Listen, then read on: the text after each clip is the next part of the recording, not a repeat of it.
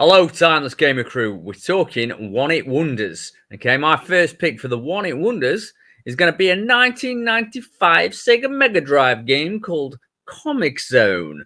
Now, you might be familiar with this because it's been released on a few compilation packs over the years. It was a very, very standout and very original take on the beat-em-up genre. In fact, nobody else has ever said this, so this is just my thoughts on it. But I think I'm right. To me, COMIX ZONE is actually a prelude to God of War. And COMIX ZONE's the first game I can remember that takes traditional beat-em-up gameplay and structure and then throws in some adventure elements. Now, these adventure elements are very small. They essentially boil down to you locating items and using the items at the right time, but also interacting with the environment a bit. And when I play COMIX ZONE, it kind of reminds me, it does remind me of God of War, you know, you block pushing and, you know, game manipulation and all that type of stuff. You have to do that in COMIX ZONE. So this was quite, you know, mind-blowing to me as a kid. It's certainly a game that I know puts a lot of people off because they approach it like a beat 'em up. Because the majority of an action, 80% of the action is beat 'em up action, but you know, you've got to think more about what you're doing. You can't just go in smashing things up. You know, if you hit the environment, you lose your energy. So you can't go beating your way through all the puzzles and all the, you know, all the actual thought challenges that are there. So it's a lovely game in that respect. It really is. And there might be other games that you know, I don't want to claim that this did it first. If something else did it, if something else did it first, let me know. Leave comments. But I can't remember any. You know what I mean? This to me were what God of War got a lot of credit for what COMIX ZONE had already done. You know, what I'd already seen done. So. As a game itself, it's a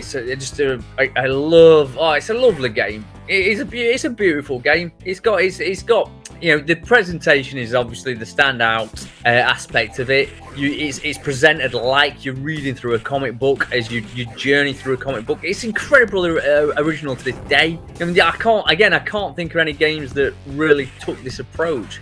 I'm sure there's one or two, but I can't think of any of the games where I've played where I felt like I've gone into a comic and it is played in a comic. It also had multiple endings, which again for the time were quite quite a big deal. But it's a great game regardless. It still holds up fantastic now. It plays great. You know, again from an originality point of view, the combat isn't traditional beat 'em up combat. It's to beat your enemies. It's about directing your moves at different levels. Now, this idea had been, you know, used many times before in, you know, as early as in the 80s in games like Yar Kung Fu, but it's still an original take for how they incorporate it into the game and how, you know, they mix it in with different various elements. You know, if you play beat 'em up from this era, this will feel so fresh to you because of all these, you know, more outlandish approaches that it takes to things.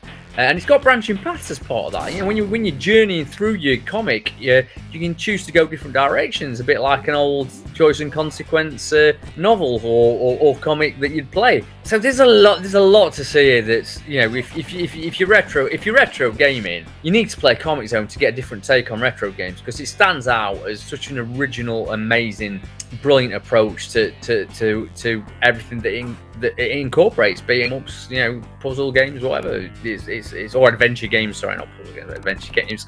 But it's a fantastic game, and I would say that one of the problems with COMIX ZONE, and it's not a problem for me at all, because I like these type of games. But a lot of people get put off because they say it's too hard, and it really isn't too hard. It's one of those games that it front loads its difficulty. It tells you straight away that it's not going to pull any punches. Now, I like that in a game because it makes me sit up and take notice. And it's got one particular jump near the end of the first stage that I know filters a lot of people. This jump, you work your way through the first stage, and it is a tricky jump.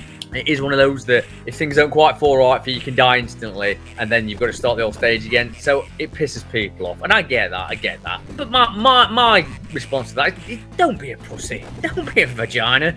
Just have a set of knackers and keep playing, for Christ's sakes, because if you do, they'll offer you lots. Each individual step is uniquely crafted. It's just a beautiful, wonderful, fantastic game. So this actual game, I've spoken to a developer, Eric Wahlberg, our friend from Sega, or used to work at Sega, he basically told us the history behind Sega in Japan. We all kind of know it, but he let on that Sega of Japan had kiboshed a load of Sega of America projects, such as COMIC ZONE, so they didn't get a sequel. And that's why we didn't get a sequel, which is a big shame, because it's a brilliant game, and it deserves it. So check it out, because it's lasted a long time, and it will last forever, because it is timeless.